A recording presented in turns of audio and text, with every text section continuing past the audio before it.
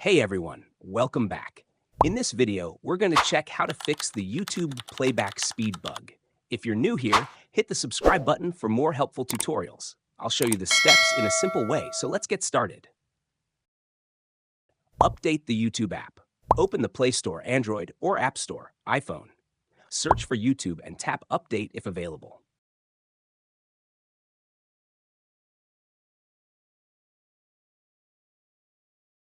Use YouTube in a web browser. Open Chrome or Safari and go to youtube.com.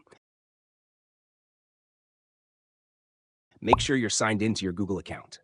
Step 4. Change playback speed in browser. Play any video. Tap the Settings gear icon in the top right of the video.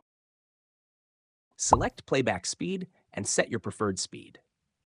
Step 5. Alternative temporary method in the app. Play the video in the YouTube app. Press and hold your finger on the screen. The video will play at double speed, but only while holding your finger down. That's it. You can use either of these options until YouTube fixes the bug. Make sure to subscribe and turn on the notification bell for future updates.